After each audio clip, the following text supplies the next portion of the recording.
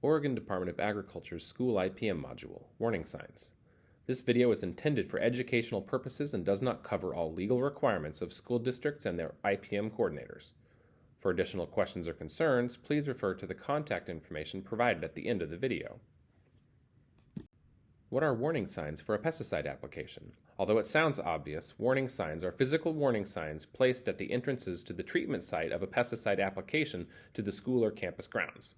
For your purposes as your school's IPM coordinator, it informs members of your school's community of a pesticide application that will occur at a specific location. As your school's IPM coordinator, you are required to ensure warning signs are placed at all of the entrances to the locations of pesticide applications. In addition, a written notice is required to be sent out for all proposed pesticide applications.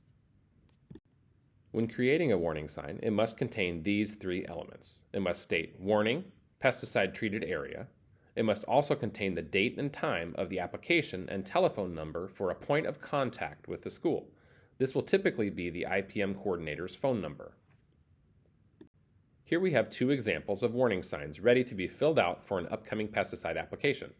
Both contain fields for all the required elements. The warning sign on the left is a template which can be found using the links provided at the end of this video. The one on the right is the form we will be creating in this module for our example school, Gator School District. We'll follow the IPM coordinator for Gator School District, Robert Boucher, through creating warning signs for an upcoming pesticide application. Mr. Boucher has taken his district's standard warning sign template and added the following required information for their upcoming application: the date the application will occur, the time frame for when the application will occur, and his telephone number. Mr. Boucher has also chosen to add some additional information to the warning sign, including language identifying him as the district's IPM coordinator, as well as his email address and a QR code which links to the written notice for this pesticide application. Once you have created your warning signs for an upcoming pesticide application, it is time to decide who will put up the signs. This can be the IPM coordinator or anyone the IPM coordinator designates.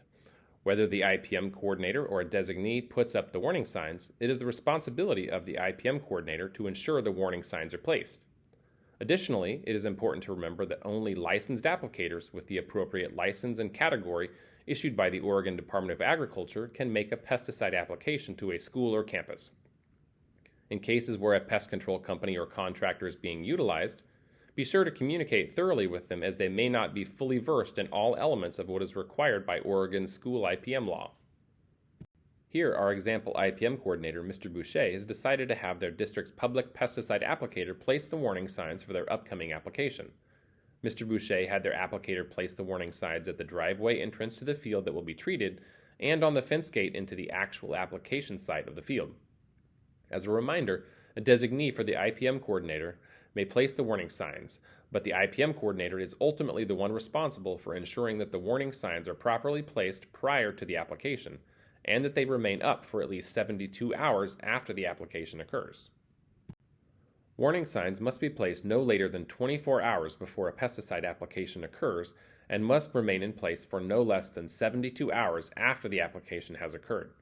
It is recommended that you take note of the time the warning signs are placed, or take a time-stamped photo for reference to ensure they remain in place for the required period of time. As a note, the only circumstance where this time period of 24 hours prior to application can be changed is in the case of a pest emergency. In all instances, the warning signs must remain in place for no less than 72 hours after the application. In the case of a pest emergency, it may not be possible to place warning signs at least 24 hours prior to the application. In these cases, the IPM coordinator or designee must place the warning signs as soon as practicable, but no later than the time of application. For more information on what a pest emergency is and how to declare one, see our first module, Declaring a Pest Emergency, found on our YouTube channel, or use the link provided here. Once the 72-hour period after an application has passed, the warning signs can now be removed. It is recommended you take note of the time of removal, or take a time-stamped picture as reference, as this information is required when creating a record of the pesticide application. After the application has finished and you have waited the 72-hour period before removing the warning signs, it is time to create a record of the pesticide application. Among the record elements required to be kept by an IPM coordinator are the times for placement and removal of the warning signs. If you choose to take photos of the warning signs placement and removal, we recommend adding those to the record as well.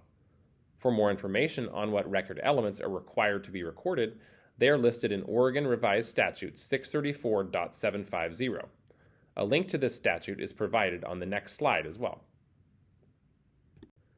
Here are some links to pesticide-specific resources we think may be useful for you. If you have any questions or would like further guidance, please check them out. You can also find these links in the video description on our YouTube channel. Thank you from the Oregon Department of Agriculture.